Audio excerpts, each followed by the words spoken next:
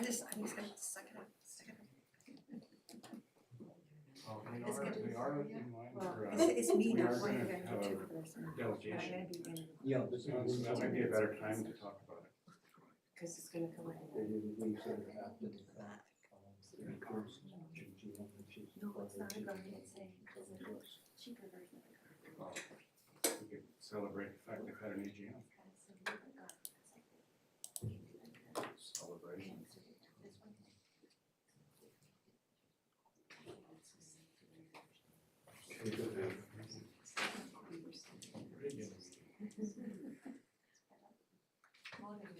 Yeah.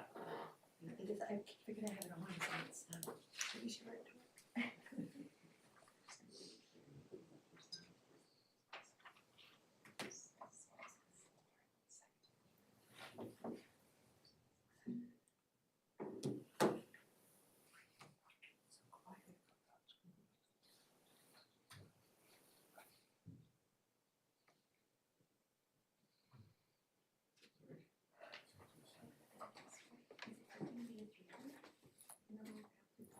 Yeah, that should be. We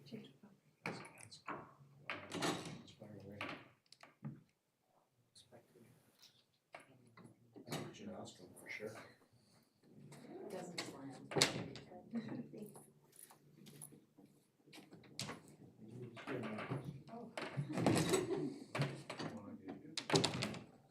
Well, that was the one I had.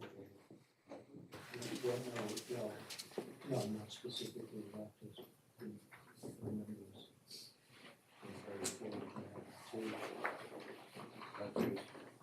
It's online.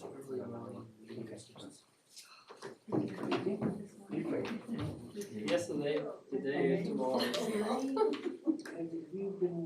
So next one is saving review. Yeah, I think she was hoping to hop into the bit of this meeting. It's like completing a form. Just have some scheduling conflicts with it. Support. Yeah. It'd be nice to see her bright smile and see her big face. Yeah. People are not talking about harbor and docks.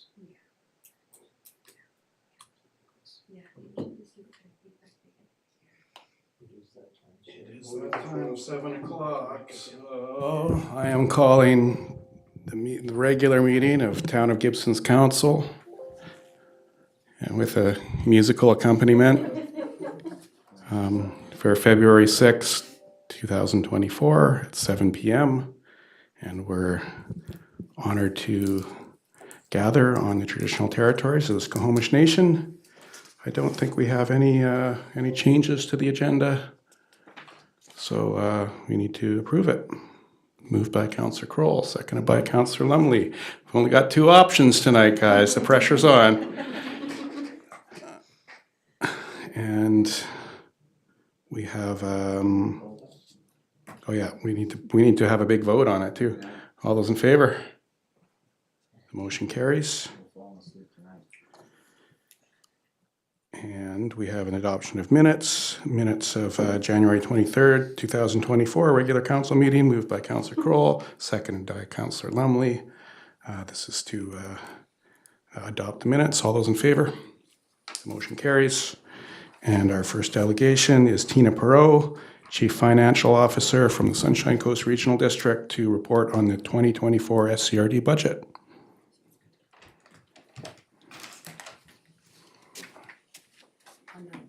On the side, team.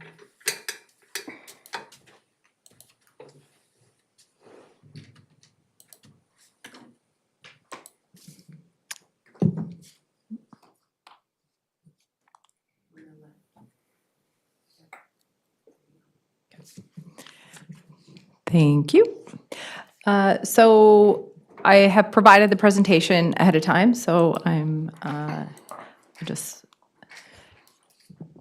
give a brief overview. For those who aren't aware, we concluded our round 2 budget deliberations today, so I might just touch on a few items related to the recent meetings. So just want to provide a little bit of information. We unfortunate timing of our delegation. After our round 2 budget deliberation, they were supposed to happen in early January, but due to scheduling conflicts with LGLA, we ended up being late, so we're a little bit delayed in our information to the town of Gibsons.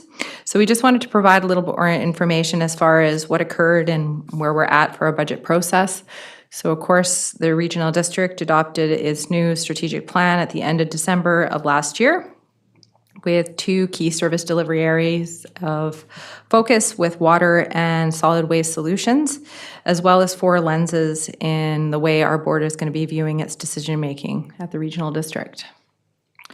So we also wanted to just provide a little bit of an update related to 2023 items that have been completed and that touch on services that are provided to the town of Gibsons.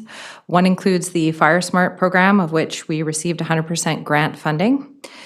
We also had a new website launched. Anyone who's ever endeavored to do that knows that it's quite an undertaking, but it's to serve our residents more effectively. We also completed the site improvements for the Seashell landfill, and we also did several $1 million of commitments to their community recreation facilities. We also, of course, have our continued project with the town of Gibson for the water optimization and the Aquifer 560 watershed agreement. And so there has been some commitments for round 2 to continue on with that particular project and looking to see whether or not we can fund some capital investment there for this year as well. We were also successful in receiving over $10 million worth of provincial and federal grants, which offset tax and ratepayer burdens.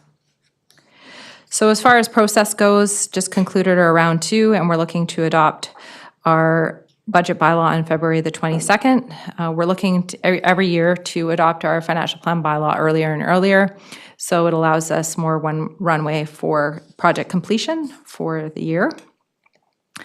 So what are some impacts for this year's budget? So we still have a very aggressive work plan. There's over 150 initiatives that have come forward. So we did provide an update to the board at the start of round 2. We completed about 60 projects in 2023, and that seems to be on track for what our prior year's completion are. So we still probably have multi-year work plan ahead of us. And again, when you see our capital budget, you'll understand why we have significant carryovers. We also have over $1 million in capital renewal for our recreation facilities. So of course we had our roof replacement, one being for the Gibsons Area Community Center. And we also have several staffing resource requests that have come forward. A lot of them are one-time or temporary to support project completion.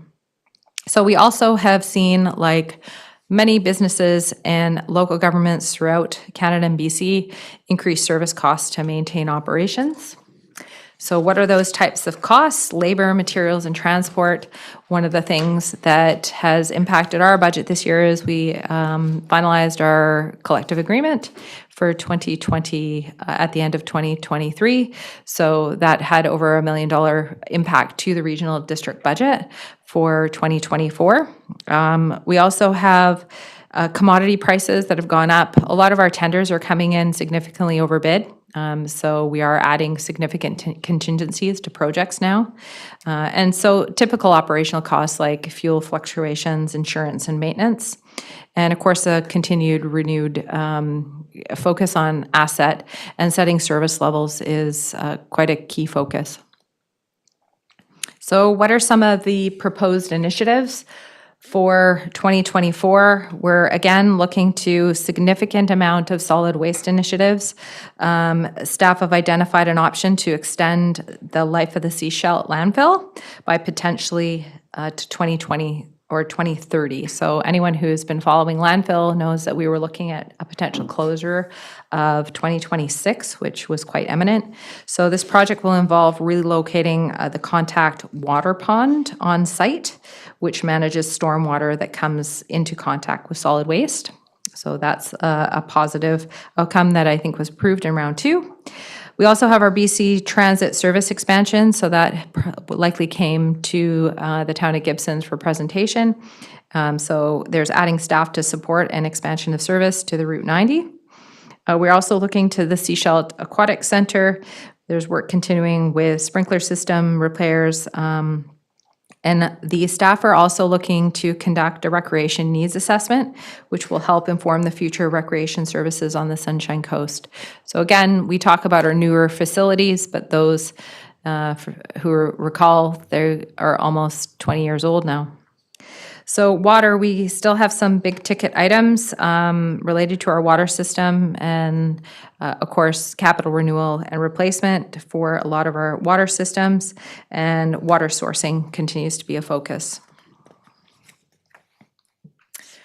So another item that we just wanted to highlight is that the regional district funds a lot of community partners that deliver services on behalf of our various partnerships. So one would be the Sunshine Coast Museum and Archives as part of the museum service. And so we provide over $2 million worth of funding to our libraries, community services, and economic development entities. So after round one, we were looking at about a $61 million preliminary budget. This is probably going to rise several $1 million after round two, because there's quite a few items that were deferred to round two for us. So obviously the larger chunks there is recreation services and our water and wastewater services. Our capital budget, and again, this includes many carry forward projects, are not new investments, and we're looking at almost a $50 million budget. One of the items that was for consideration in round two was our Langdale Wellfield development. However, that was deferred just recently until 2025 for reconsideration. So that would have been an additional $23 million. But we do have several additional millions of dollars worth of items, especially in our landfill side of the house. So another thing we wanted to point out is the Sunshine Coast assessments, which everybody received at the beginning of January. And so the Sunshine Coast Regional District as a whole saw a decline in assessments overall, and that's the first time for several years. And why we point this out and why it's important and why we mark the notation for the town of Gibsons is the impact is the apportionment of costs when we share services. So general government services, for instance, the town of Gibsons apportionment would likely increase slightly due to assessments going up more than the average. So where do taxes go? So the regional district, of course, requisitions the town of Gibsons for the taxes on behalf of the services it provides. And so most of those go, and these are just the property tax side of the house. It doesn't include the parcel tax. So mostly things go towards recreation, culture, and again, environmental services. Protective services being the Gibsons and district fire protection, and our transportation being transit. Protective services also includes our Sunshine Coast emergency planning. So there has been some considerable amount of funding directed there. And that's where back to our community partners and stakeholders, we support search and rescue. So that funding comes out of that particular service as well. So town of Gibsons, this is again just after round one, and we're looking at preliminary SDRD taxation of about $11 per household. Again, these will be revised for round two, so we'll look to update those and forward them along once our budget is adopted. And again, they'll change right up until the assessments are finalized at the end of March. So recreation, there's no change to parcel tax because this is the debt that's continuing to fund the two newer recreation facilities. So those debts are looking to be expiring, a portion of it in 2025 and 2026. And so part of that recreation needs assessment will be, and in contemplation to our capital renewal planning, is we have a significant amount of money coming off the books in that particular year. So where we're short funded, maybe in capital renewal, we can repatriate it, or maybe there's some decisions about future recreation services. So again, some opportunities there. And again, parcel tax, these are again preliminary numbers, but about $285,000 is requested, and that's for the recreation services portion of the parcel tax. But I'll make sure to finalize that for your finance division at the end. So what's next? Again, we held several community information sessions, and we didn't get much of an uptake, so that was slightly disappointing. So we're looking to how we engage with our community. A lot of the time when you speak of budget, people aren't apt to necessarily, so you really have to talk about things or attract people as to what services they really value. And so we're looking with our communications team as how we can get more interest into these services, because there's a lot of cost pressures. And I think that it's not until people receive their tax bill or get that notice in the Coast Reporter that they really the phone calls start to come in. And we understand there's a lot of financial constraints for folks. So we held 2 sessions, but we also held some sessions in December for our water utility and our utilities rates. And so we had less than, I think, a dozen people on those sessions, which was, we also have them viewed. Again, we held our session for round 2. It was supposed to only take Monday, but we lasted till today. And we're looking to adopt our bylaw on February the 22nd. So that concludes my presentation. If there are any questions, thank you. Thank you.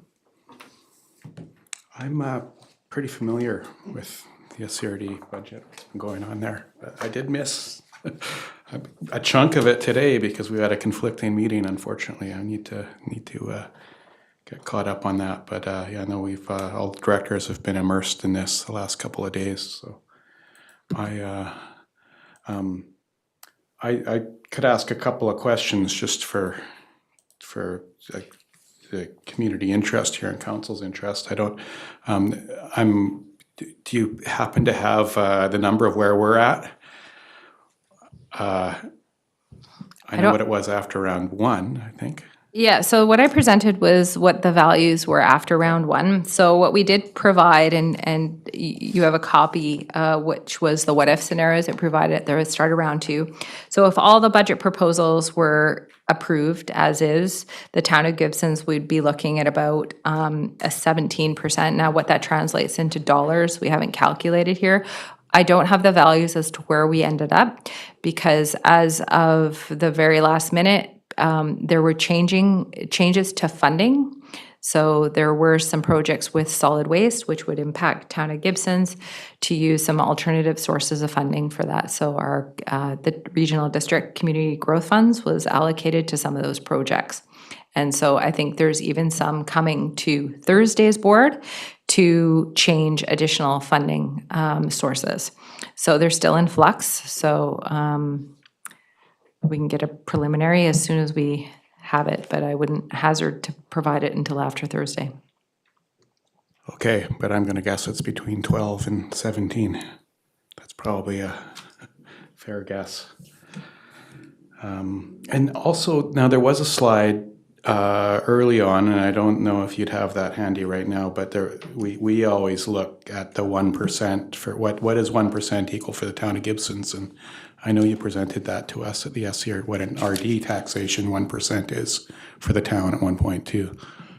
Yeah, so we provided that number at the beginning of round 1, and so according to our figures from round 1, it would be somewhere around $37,000, almost $38,000. So would be a 1% increase over the prior year for the town of Gibsons, just from a property taxation perspective. Thank you. Questions from council? Councillor Kroll.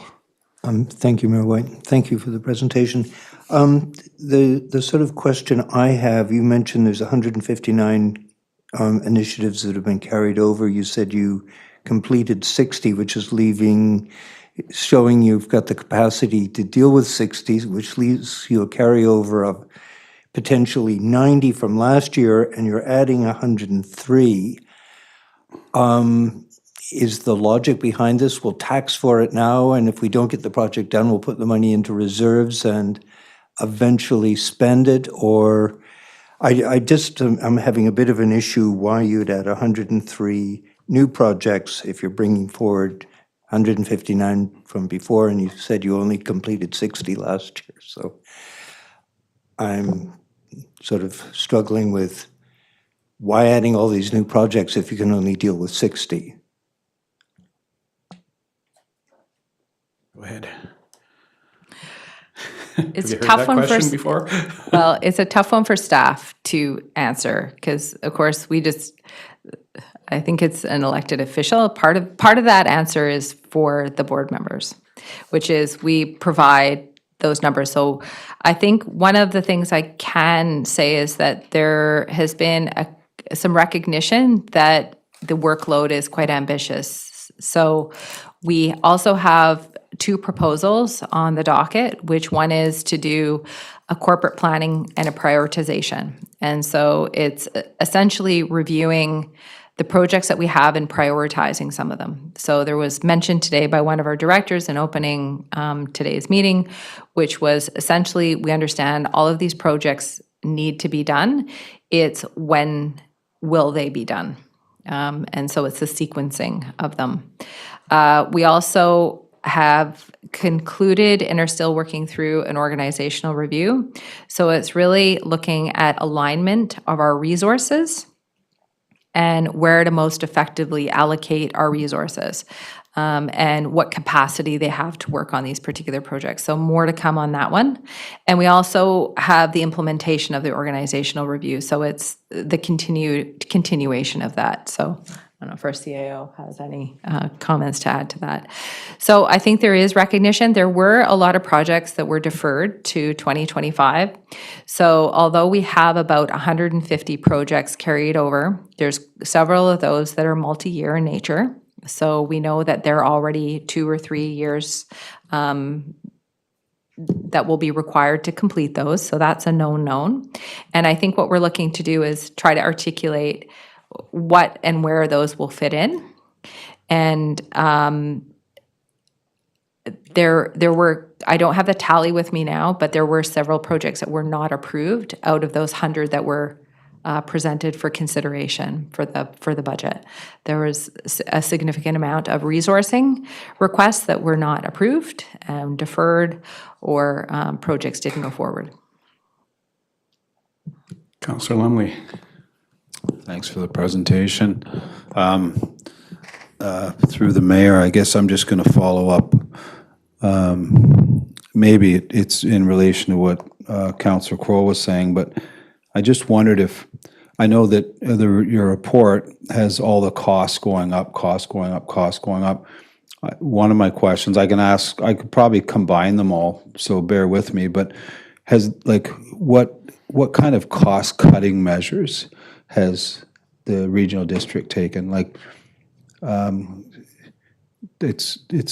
think we all know that everyone's going through this period, like the costs are going up for everybody and households, right? So it's hard to get out of IGA, like with one bag of groceries without it being under $100. So I just wondered if there's a component of the strategy for the regional district to say, hey, how can we cut costs? One of them might be based on the projects, but that's the one thing we're aware that the costs are going up, but that was one of my questions.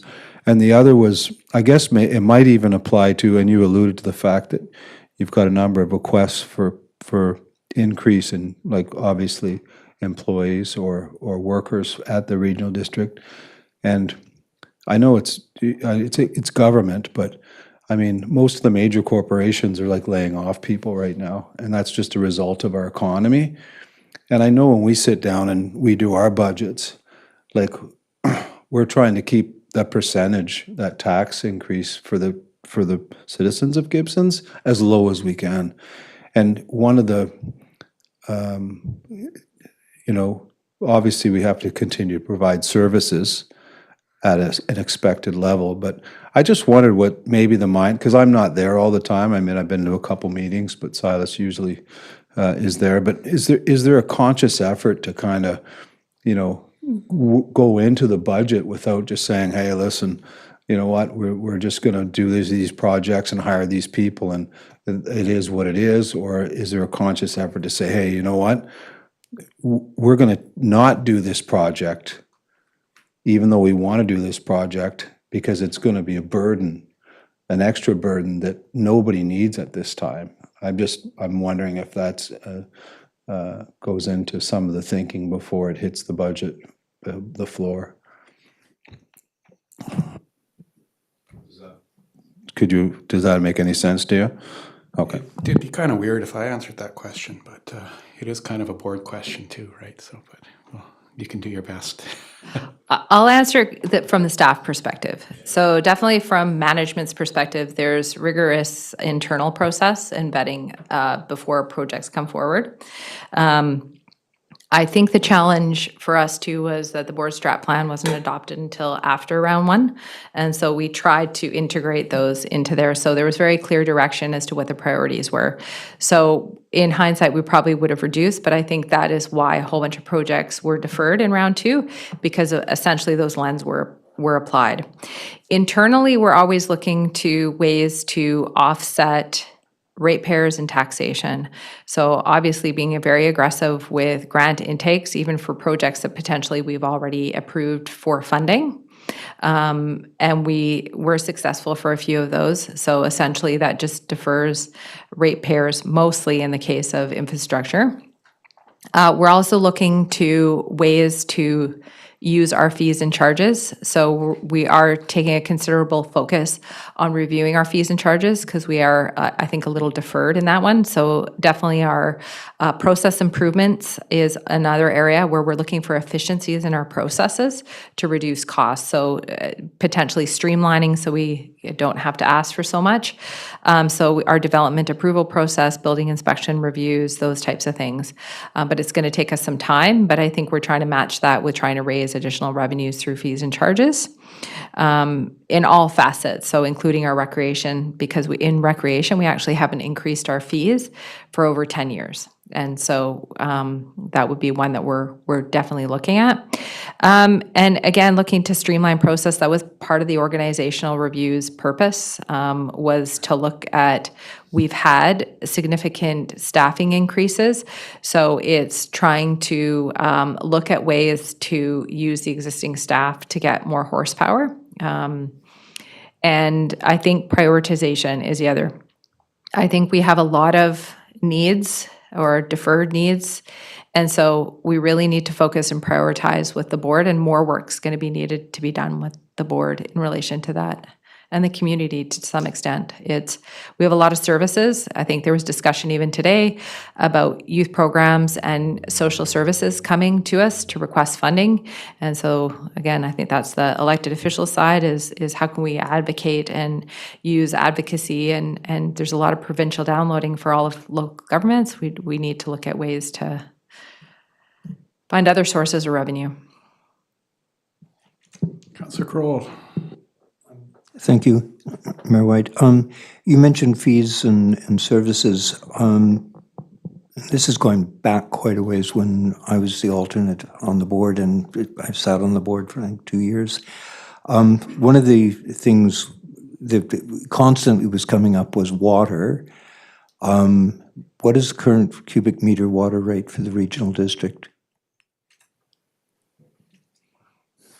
Well, what's interesting is we do not charge volumetric billing yet. So that was a project for last year, and we're looking to implement volumetric billing. So you're still just flat rate? We're still flat rate. So that's one of the projects on there, is for us to implement volumetric billing.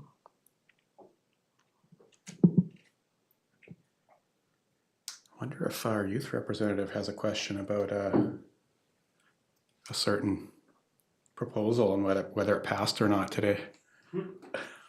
Well, I think I'm very happy with that. Just well, Yeah.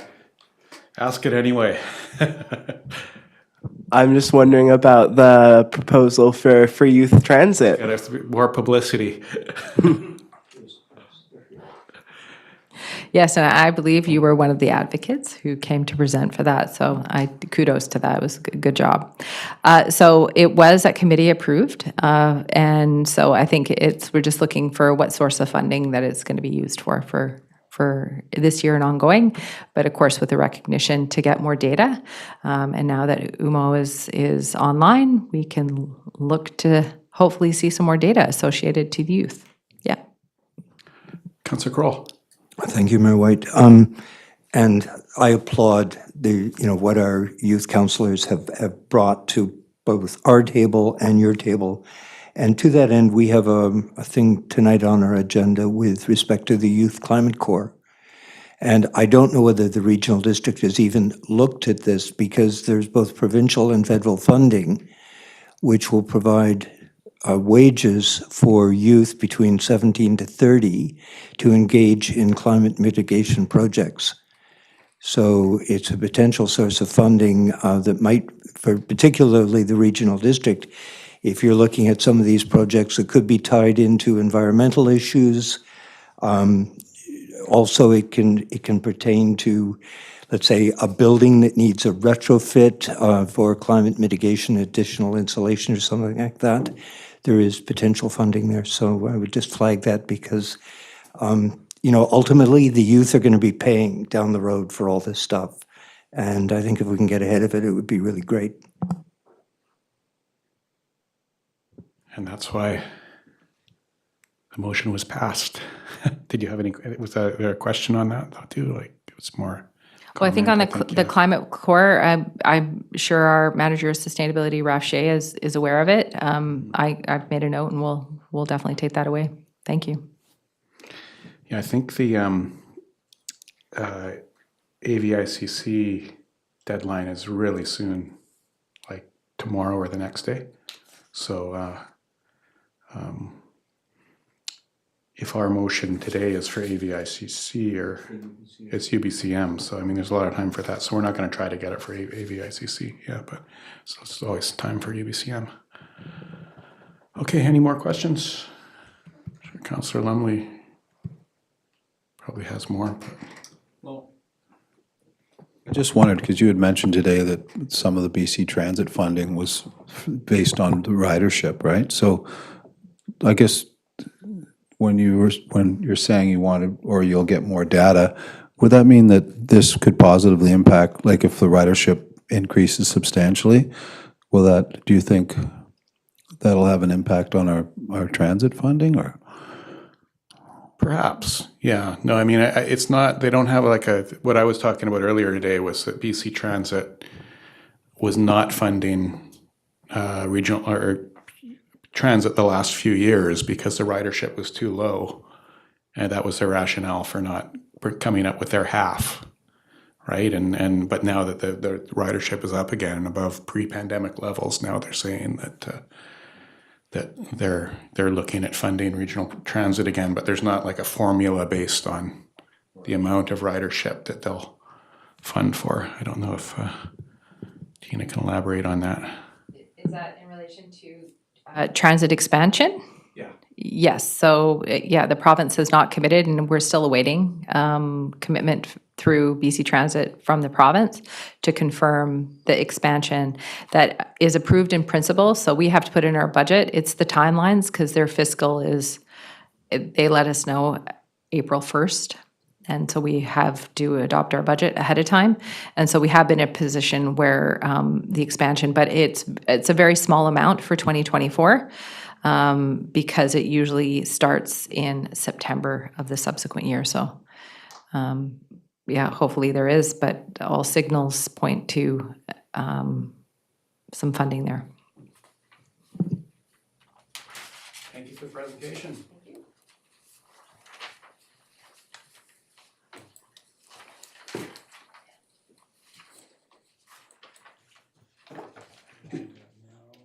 We're moving on to committee and public hearing reports.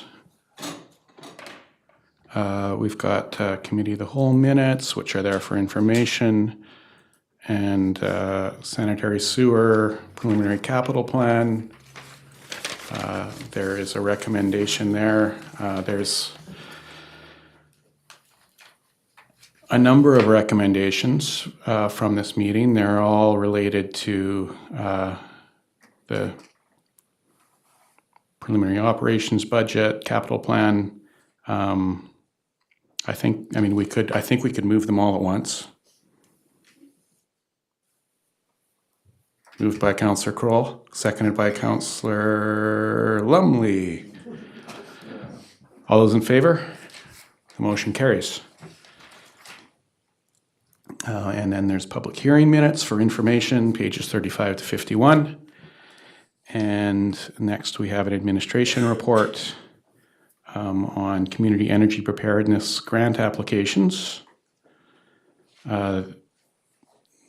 Grant applications are usually pretty easy. We like applying for grants, so I don't know if we need to, is there any summary of this or further information the Deputy Corporate Officer wants to provide? Thank you, Mayor. I think everything's in the report. We're working on this with staff from the SCRD as well to put together our first EOC over at 494. If we are successful, if we get approved to apply for the grant and are successful, we would put it towards improvements at 494 and offset some of the construction costs. The application deadline is the 23rd of February. I did do a preliminary budget for it. And some of the things that are kind of nice to have would be some wiring that will be set up for a generator should we lose power, sat phone, and different pieces of the EOC, also some packages that for actual calling an EOC. Yeah, I'm happy to answer what I can. I think we're good with this. Like I said, Councillor Kroll. Thank you, Mayor White. I'm prepared to move the recommendation that staff be directed to submit an application to the UBCM Committee Emergency Preparedness Fund for $30,000 to build a local capacity through the purchase of equipment and supplies required, and that the town of Gibsons provides overall grant management. Seconded by Councillor Ludley. It's a good thing we didn't read out the last page of motions too. All those in favor? The motion carries. And we've got a recommendation about our council schedule on page 5 of the agenda, top of page 5. That February 20th Committee of the Whole meeting be rescheduled to February 23rd at 11 a.m. February 20th Council meeting be rescheduled to February 23rd at 2 p.m. Moved by, we've got a question on that. Yeah, I was just sort of wondering about the rationale for that, just like as a student representative. Because I'm away. I'm sorry. Okay. It's kind of a challenging meeting with regarding our budget. So it's there's meetings where we can be. He was really certainly concerned that the deputy mayor would just spend everything. Yeah. Well, no. It's there are meetings I can participate online, or some of us can, and anyone can participate online. But this one's going to be a tough one. So, yeah, we decided to try to move it. And yeah, sorry, it's on Friday, and it might be a bad during the day too. Yeah, I was just wondering for just the clarification on that, just because it does make it more difficult to attend, but that makes complete sense. Yeah, sorry about that. Councillor Kroll? I'll move it. Moved. Seconded, Councillor Lumley. All those in favor? The motion carries. And then we have a motion for 2024 Gibsons Ocean Fest, which was a proposal presented to us earlier today. And as we heard from the proposal, they're eager to get going, in part because they want to apply for some grants and get some fundraising started. They're hoping to get some funding from the town as well. I did have a conversation with them about it, and they acknowledged that kind of a higher end of what for some of the seashell festival they've been involved in was kind of that $15,000 number. But I said, well, maybe it might be reasonable to start with on a smaller level with 5,000, and that seemed to work with them at the time. But they came back with 15, so I'll leave that to council. There is a draft motion here. And it, you know, we could, part of that consideration could be to wait until we actually consider our budget too. I mean, we've got a draft motion in front of us. It's proposing to allocate funds to this, but we actually haven't really looked at the whole budget, so. Yeah, I've just got it here. Yeah, go ahead. Well, I was gonna read it out, but no, you can read it out. Councillor Kroll?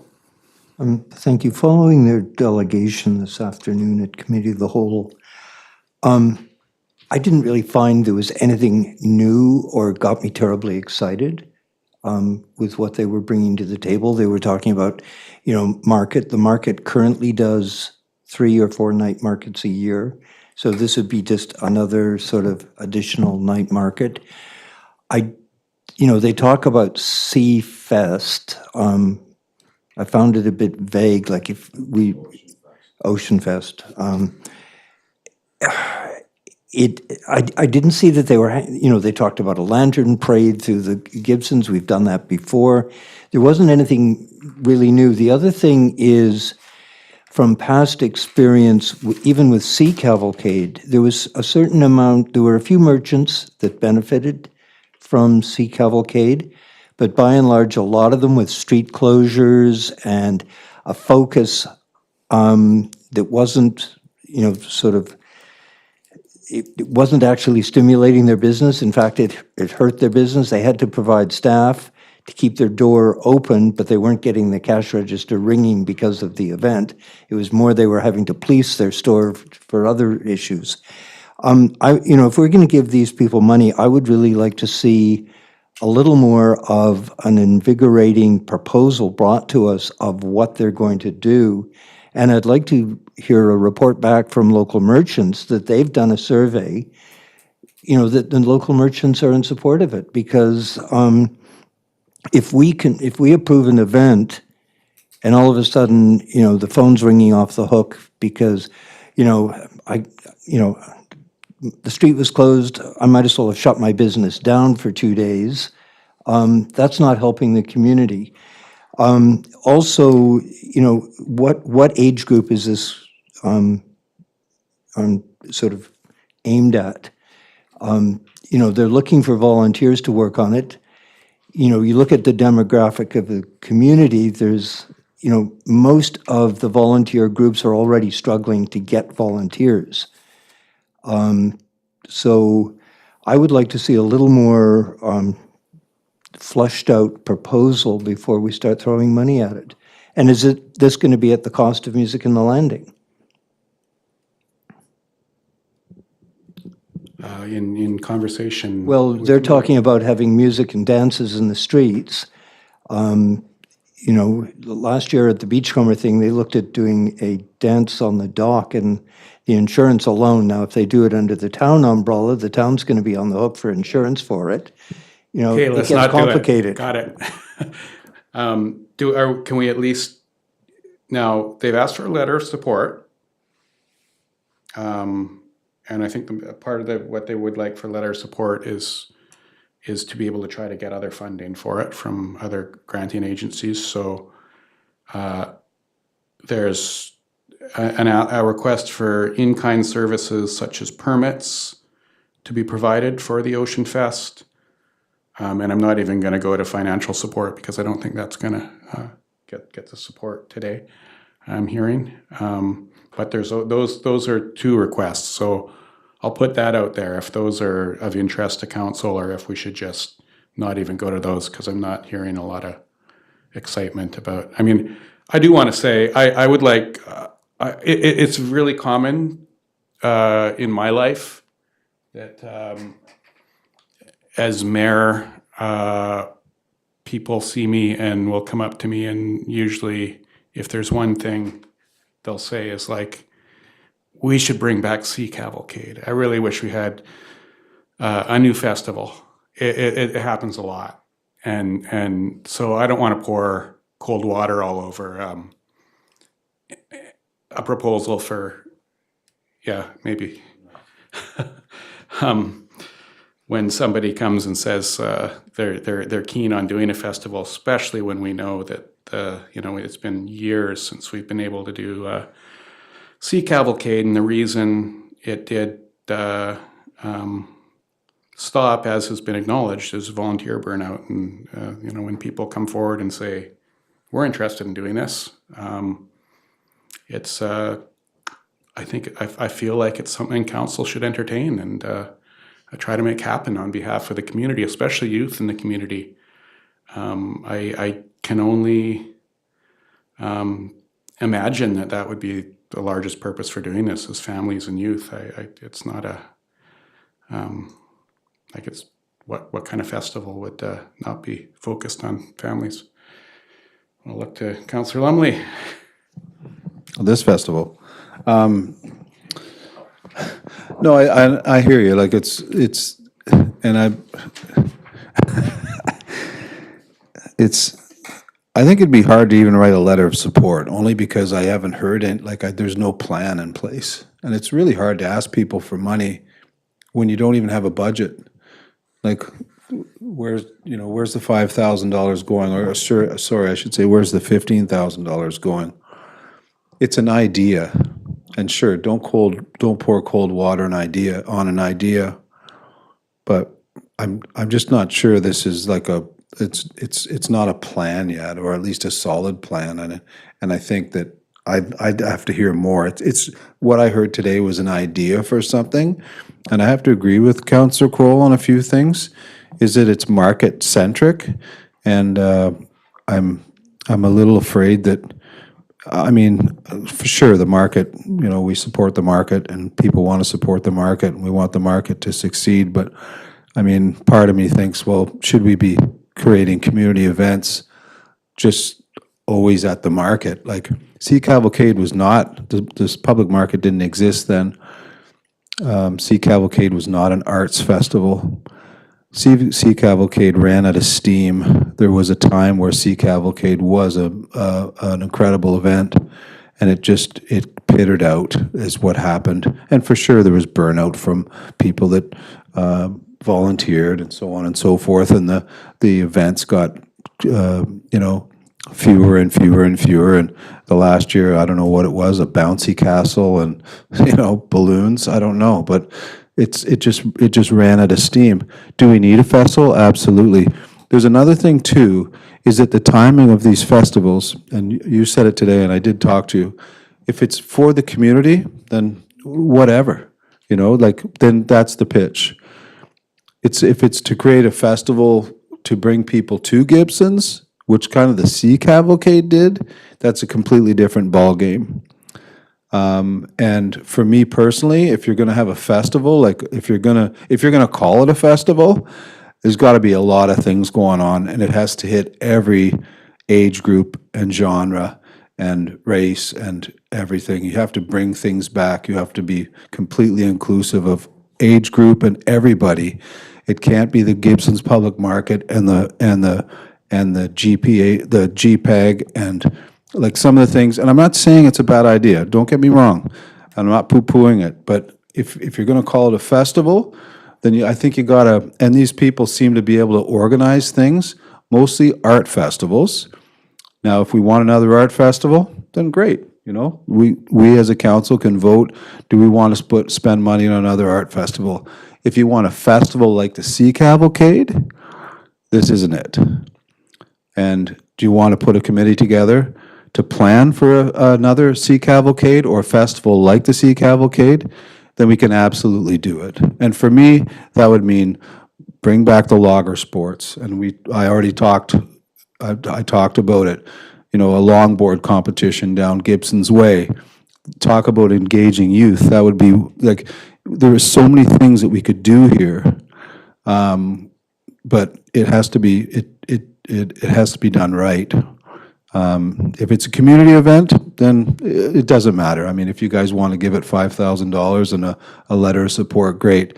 But don't call it a festival, because it's from what I heard, and it's no disrespect to any of those people organizing it and volunteering. I have all the respect in the world for them. But in the middle of July, guess who's not going to be involved? most of the merchants in downtown Gibsons. You know why? Because it's the middle of summer and we're busy, and that's the time we have to make money.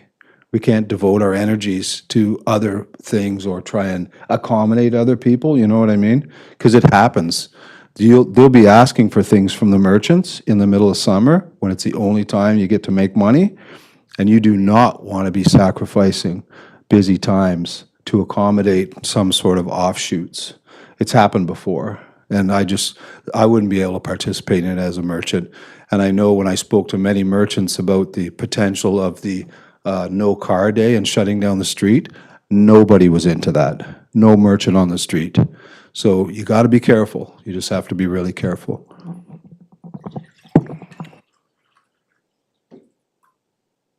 We're not really debating anything because there's no motion, and I don't think there's going to be a motion, but if there's another You know, comment. I'll I entertain. think Councillor Lumley and I are sort of both on the same page. I wasn't seeing what was brought to the table with an ask for $15,000 that was a proposal that was flushed out enough to, you know, generate the excitement that Councillor Lumley is looking for. You know, what they were talking about, to me, one-off event, maybe, but not an annual event. And this is what the community is looking for, is that annual event. And to Councillor Lumley's comment is, you know, the ferries are choked in the middle of July. Are you going to bring more people to the community? Not likely, unless they're prepared to sit for 5 sailing waits instead of 3 sailing waits.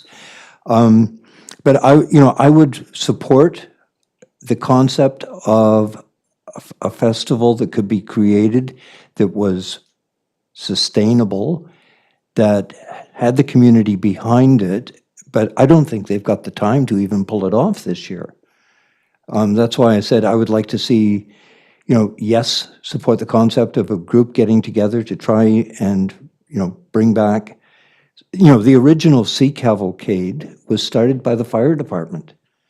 And they launched the thing. It was water sports, and as Councillor Lumley referred to, the logger sports, and it was events that the people who founded this community got together and sort of created sporting events around.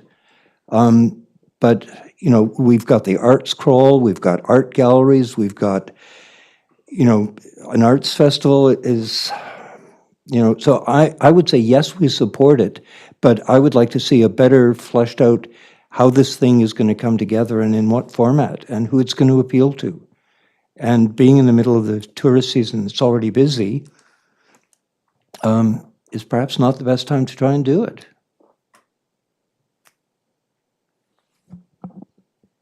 I'm going to reflect on another experience I've had, which was that maybe the rest of us received complaints too, but complaints that we didn't have a Canada Day celebration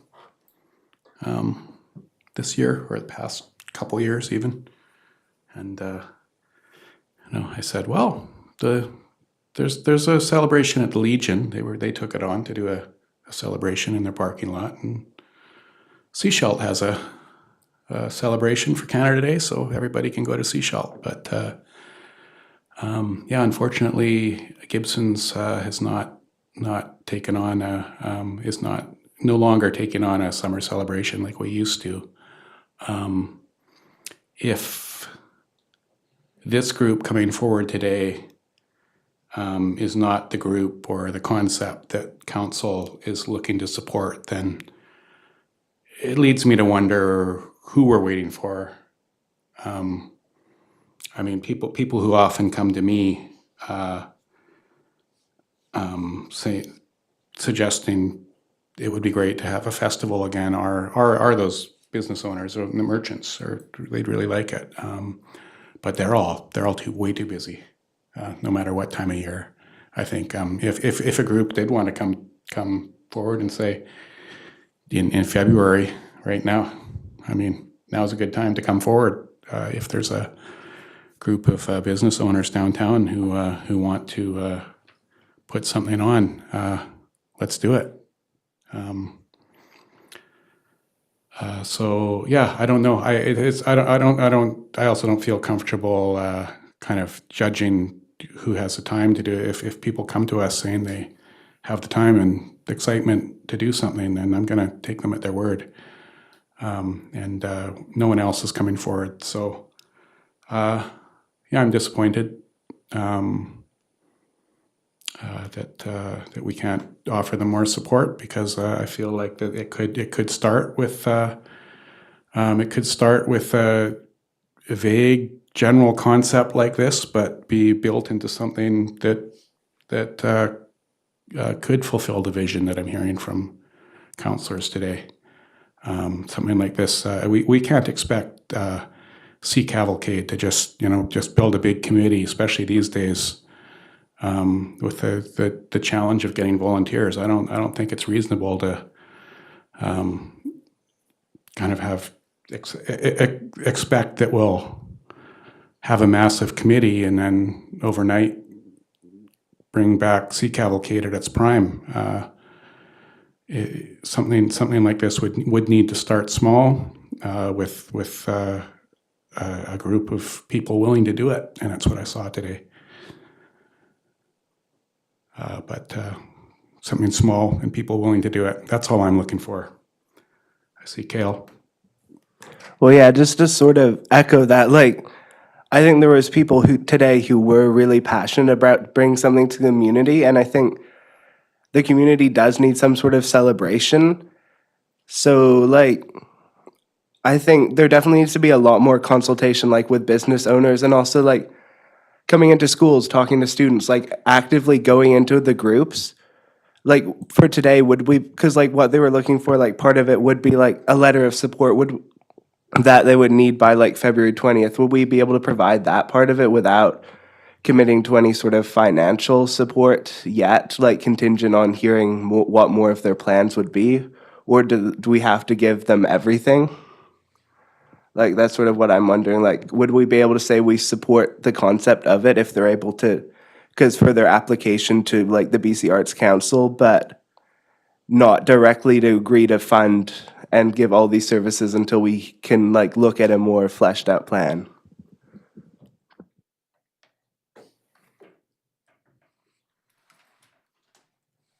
Yeah, there were, as I mentioned earlier, there were three parts to the proposed motion. One was to offer a letter of support to the group, which they could then use to try to get other funding.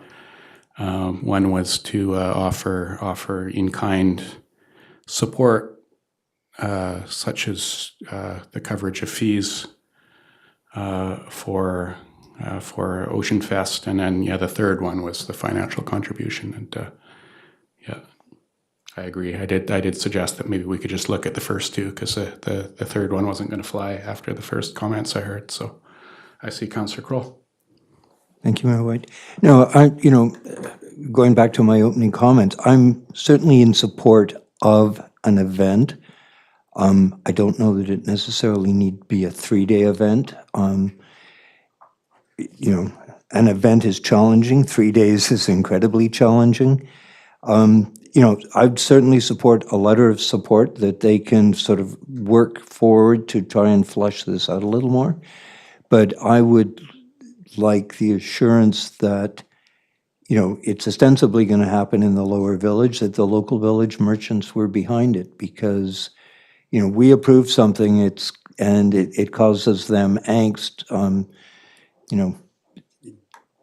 I fully agree with, the event, getting young families involved. I still have people saying, we missed the Beachcomber boat blow up, which was the launch of Sea Cavalcade for 50 some odd years.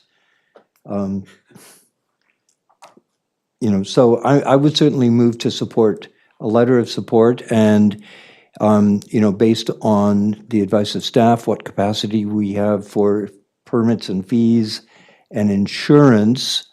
I don't know about the capacity with, staff hours, because there's, we know how involved just having a film unit in town sort of taxes the system. They did assure me there would be no boat blow up at Ocean Fest. I asked, yeah. So those first two pieces are, so the letter of support and the in-kind, those parts are being moved? Well, The letter of support you can and propose it. in-kind Yeah, I'm going to with, second it. I'll second that.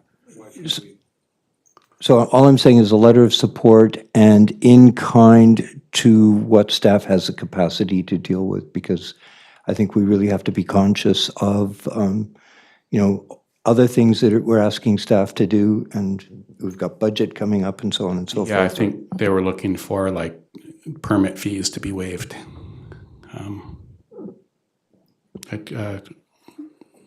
Director of Finance? Thank you, Mr. Mayor. Deputy Corporate Officer could talk about the fees, but I just want to touch on the insurance piece. So I wasn't clear what type of insurance that the group is looking for. If it's liability insurance, the only way that the town can provide coverage is if there's more direct control in terms of the volunteer oversight. So it would be quite direct oversight from a town point of view. I didn't think they were looking for insurance. That's news to me. Oh, it's in the in-kind services. It says traffic control Oh, there's permitting another one. insurance. Yeah, okay. Yeah, and Well, that one is yeah. challenging. The town hasn't provided insurance for Seco, okay? They asked about insurance, and it isn't in the motion. They did ask about that, and I mean, Rebecca was there and explained that Just wanted they to have make to sure. provide, I mean, we have a policy, groups have to provide their own insurance, yeah. Sorry, just So want to they make sure know that was that. clear.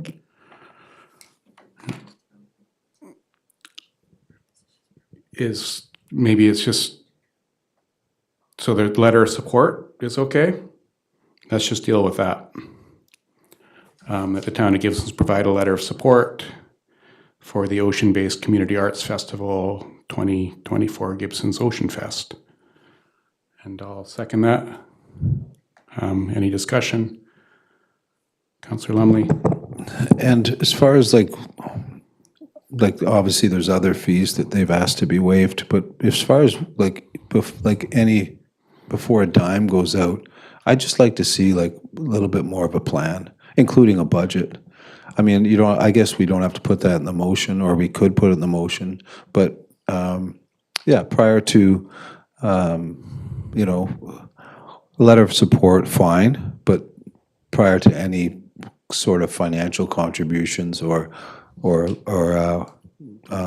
waiving any fees, I think it would be prudent if council at least saw a budget from them as far as, what their expected revenues are, their costs, just a specific budget to the festival itself. Okay. And I do agree with, Mr. Mayor, I agree with Mr. Kroll, and he probably came up with that idea, part and parcel of what you said, is that if it's a festival you're going to build on, maybe start small, maybe add to it each year, see how it goes. But yeah, biting off 3 days, like you say, with volunteers and so on and so forth, engaging the business community, it might be a tough task right off the bat, especially where we are. But that might be another consideration, maybe some feedback for them. Okay. So the motion is to provide a letter of support. Any more discussion on that? All those in favor? Motion carries.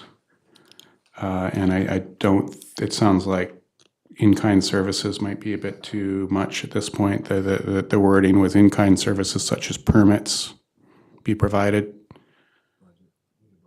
Need a budget first, hearing, yeah. Okay. That's the wrong agenda.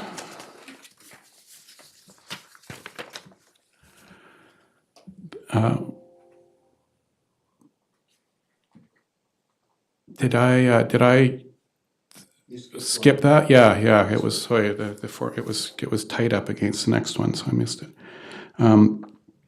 So 6.3 Youth Climate Corps motion of support. Did you want to speak to that, Councillor Kroll? I'll just keep it brief.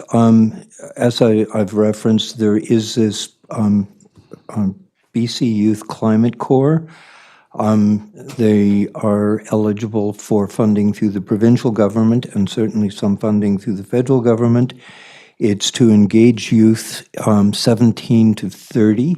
So it's, there's the opportunity to, and what's happened in other communities, they've engaged a trained professional to work with youth groups, to bring up a skill set, to work on climate initiatives, in some cases, housing initiatives. They've worked with Fire Smart in some areas, working with feet on the ground, doing assessments, and actually some of the work.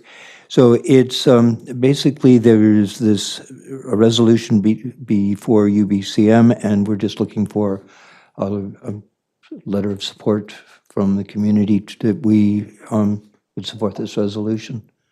So I think it's a unique opportunity to for communities to potentially save money, being able to tap into youth, keep them in the community. It can be seasonal work. So there are a lot of options open. But certainly I think it's a unique opportunity to support a great initiative. So basically, I'm just asking for a motion that we support the UBCM resolution as it's presented in the agenda. So on page 57, it would be just a resolution that the town of Gibsons, in its ongoing commitment to climate action, supports the Youth Climate Corps. Thank you. Is there a seconder for that motion? Seconded by Councillor Lumley. Any discussion of the motion? Councillor Lumley. Yeah, through the mayor. When you read the kind of like the sample motion in here, it'd be kind of like number 3 would be almost like as far as repairing, expanding transit infrastructure. It'd be kind of like retrofitting or upgrading to like e-transit would be maybe a better suggestion for that. That's all. If we're going to expand transit, I mean, you can't really go in any of these cities. Well, I mean, now without seeing like e-buses, I mean, I was just we were in LA in the spring, and every single bus there is an e-bus. There's no gas guzzlers on their streets. So, I mean, just a thought. So, reading it. Well, it could also tie in with our active transportation work that, EV bike transfer or EV bike scooter installations could be done because of the low level of power consumption that they're at. And they could even be tied into solar. But it opens the door for a lot of grant funding. Even companies like TELUS love youth projects. Okay, let's vote. All those in favor? Motion carries. Council reports.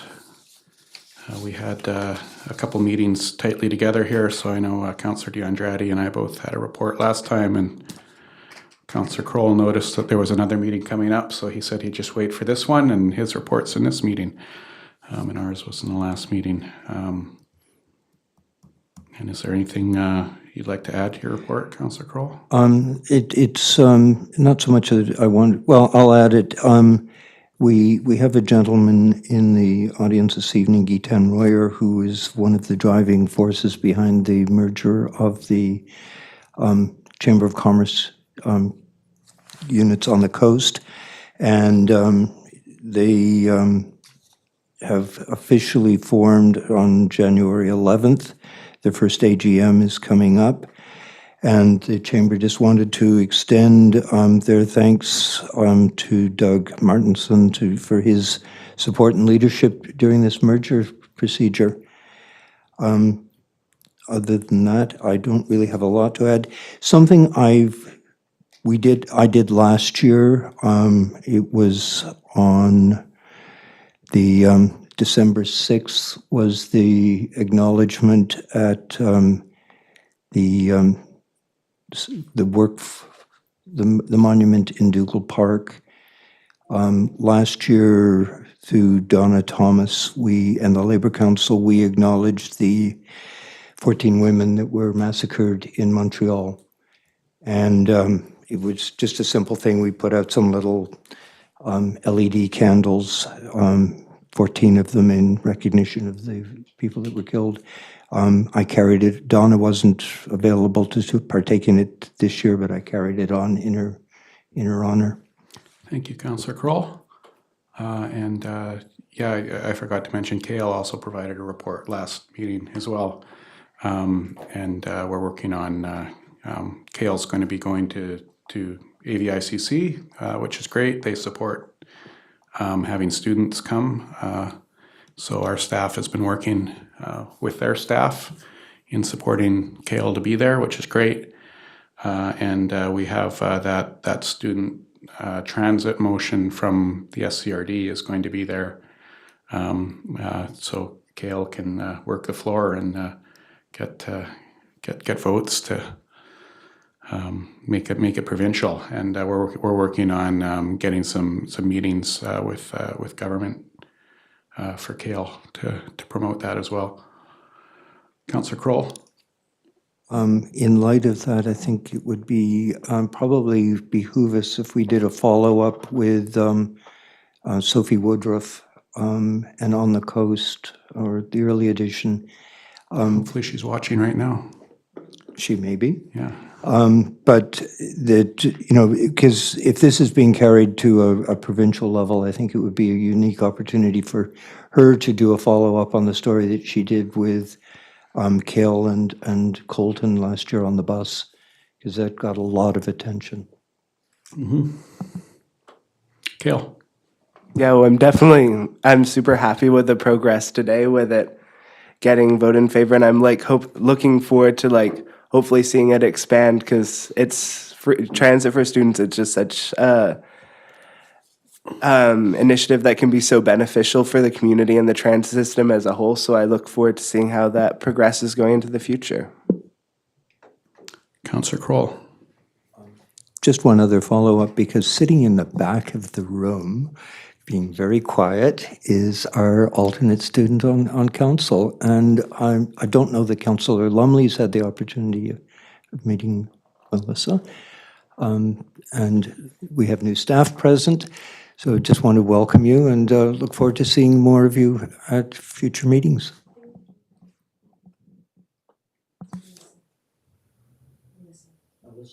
Yeah.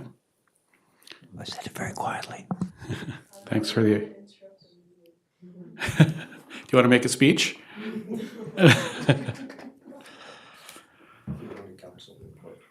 Yeah. Yeah, thanks for making that introduction. I remember when Melissa, Councillor Kroll did a tour for Melissa the other a few weeks ago, which was also very, very appreciated. Yeah. Next regular meeting is Tuesday, February 23rd at 7 p.m. Oh yeah, that's not 7 p.m. 2 p.m. And it's 2 p.m. 2 p.m. Do I have a motion to adjourn? Moved by Councillor Kroll, seconded by Councillor Lumley. All those in favor? The meeting's adjourned.